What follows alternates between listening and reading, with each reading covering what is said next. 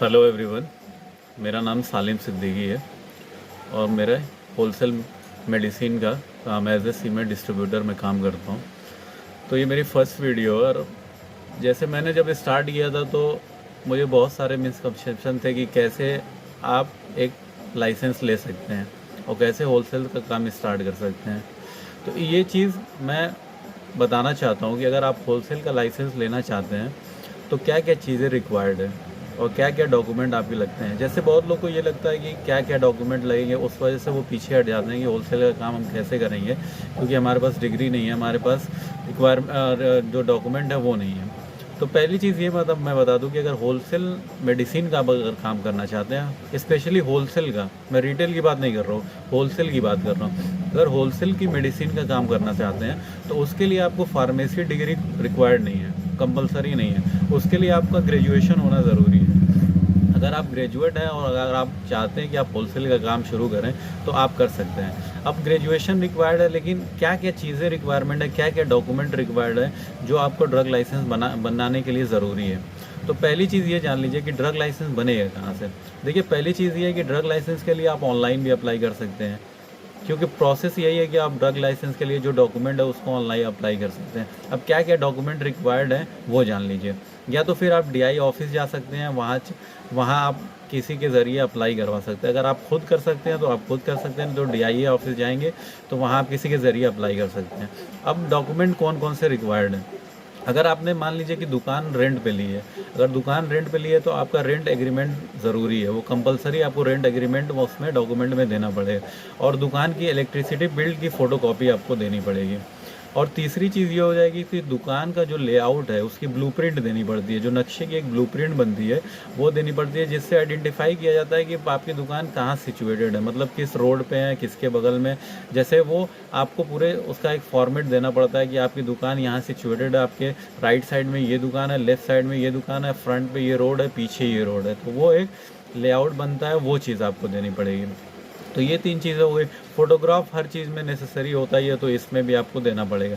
सबसे बड़ी चीज़ कंपलसरी ये है कि आपको जब ड्रग लाइसेंस आप बनाएंगे तो ग्रेजुएशन के बाद आपके पास कम से कम 1 या 2 साल का एक्सपीरियंस होना चाहिए, वर्किंग एक्सपीरियंस होना चाहिए, जिस वर्किंग एक्सपीरियंस को आपको लगाना पड़ेगा, एज ए डॉक्यूमेंट बना के उसको लगाना पड़ेगा, क्योंकि वो बहुत कंपलसरी है।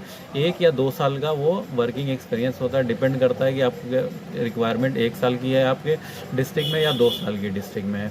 तो वो चीज़ आपको वर्किंग एक्सपीरियंस दिखाना पड़ेगा कि आपने कहीं वर्क किया है इस लाइन में, मतलब मेडिसिन के लाइन में। तो वो चीज़ कंपलसरी है, वो चीज़ आपको देनी पड़ेगी। और जो चीज़ें इसमें रिक्वायरमेंट है वो चीज़ है, जैसे मान लीजिए कि आपने दुकान लिया तो दुकान की एक मेज़रमेंट होती है कि उसकी लेंथ होती है, कि उसकी विड्थ होती है। तो वो चीज़ आपको उस डॉक्यूमेंट में इंडिकेट करना पड़ेगा, उस ब्लूप्रिंट में दिखाना पड़ेगा कि आपकी दुकान की मेज़रमेंट क्यों है। क्योंकि मेज़रमेंट का एक फॉर्मेट रहता है कि इतने फॉर्मेट में आप मेडिकल होलसेल का काम शुरू कर सकते हैं। उसके अंडर में आप अगर उससे छोटी दुकान लेते हैं तो आप उसमें ऑथोराइज़ नहीं है खोलने के लिए। वो डीआई के ऊपर है कि वो ऑथोराइज़ करते हैं कि नहीं करते हैं उस फॉर्मेट में। तो वो चीज़ मेज़रमेंट आपको देनी पड़ेगी कि इतनी लेंथ है और इतनी विड्थ है आपके दुकान की। अब आगे उसकी चीज़ें ये होती है कि जैसे मान लीजिए आप दवा का काम करते हैं, तो दवा का काम करते हैं तो आप जानते हैं कि दवा में बहुत सारे ऐसे इंजेक्शन होते हैं, बहुत सारे इंसुलिन होते हैं जिनको आपको फ्रीज़ में रखना होता है, क्योंकि वो उसी टेम्परेचर पर सिचुएटेड होते हैं। तो फ्रीज़ जो होती है वो कंपलसरी होती है। तो फ्रीज़ आप जब परचेज़ करेंगे अपने दुकान के लिए, जैसे देखिए मैं पहली चीज़ ये बता दूं कि अगर ड्रग लाइसेंस के लिए अगर आप अप्लाई कर रहे हैं तो दुकान आपको पहले लेनी पड़ेगी, उसके बाद आप अप्लाई कर सकते हैं, क्योंकि दुकान का आपको फॉर्मेट देना पड़ेगा उसके मेज़रमेंट का।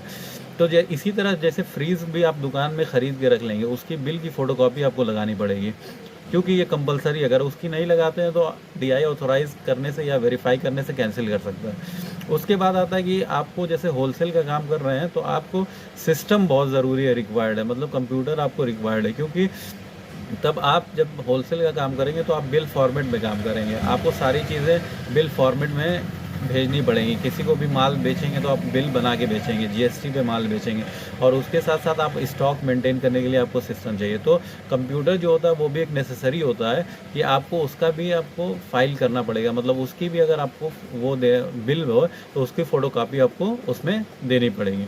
तो ये सारी चीज़ें आपको रिक्वायर्ड होती हैं। और उसके बाद एक 3,000 रुपये की चालान बनती है, जो वहाँ ड्रग इंस्पेक्टर DI ऑफिस से 3,000 रुपये की चालान बनती है। वो चालान को भी आप ऑनलाइन सबमिट कर सकते हैं। अगर ऑनलाइन आपको नहीं समझ में आता तो उसको ऑफलाइन जाके आप वहाँ DI ऑफिस में कर सकते हैं। तो ये सारी चीज़ें रिक्वायर्ड होती है। इसके बाद क्या होता है कि ये सारे डॉक्यूमेंट बना के एक फ़ाइल बना के आप ड्रग इंस्पेक्टर के पास सबमिट करते हैं। जब ड्रग इंस्पेक्टर के पास आप सबमिट करते हैं तो ड्रग इंस्पेक्टर इस चीज़ों को वेरीफाई करता है।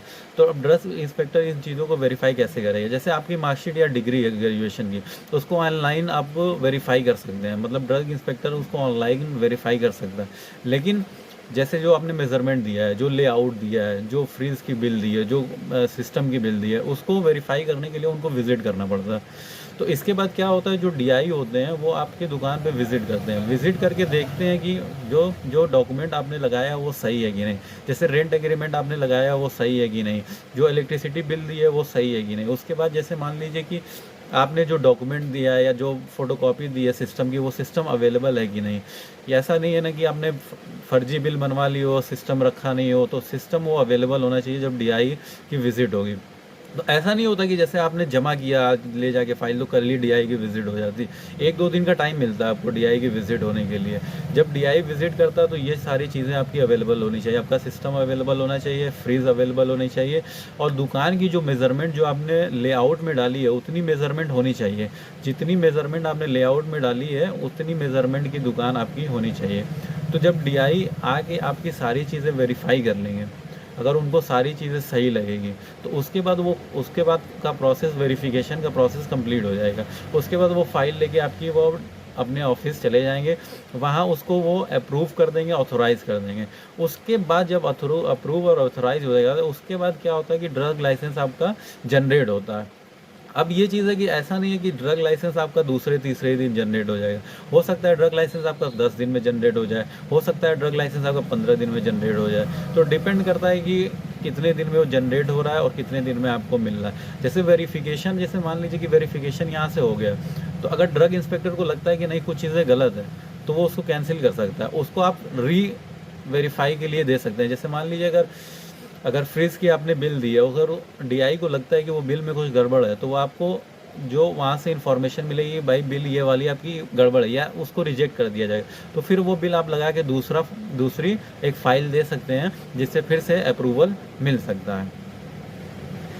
ये सारी चीज़ें रिक्वायर्ड होती हैं। उसके बाद जब अप्रूवल हो जाएगा तो आपका ड्रग लाइसेंस आ जाएगा। जब ड्रग लाइसेंस आपको मिल जाएगा तो उसके बाद आप परचेजिंग कर सकते हैं, और GST आपकी होनी ज़रूरी है, क्योंकि GST पे आप परचेजिंग कर सकते हैं, तो GST भी बनवा सकते हैं। और उसके बाद अगर मान लीजिए कि आप दवा का काम कर रहे हैं, तो आपने होलसेल लाइसेंस, ड्रग लाइसेंस बनवा लिया, शेड्यूल्ड ड्रग जो उसमें वेरीफाइड होता है उसका आपने ड्रग बनवा लिया।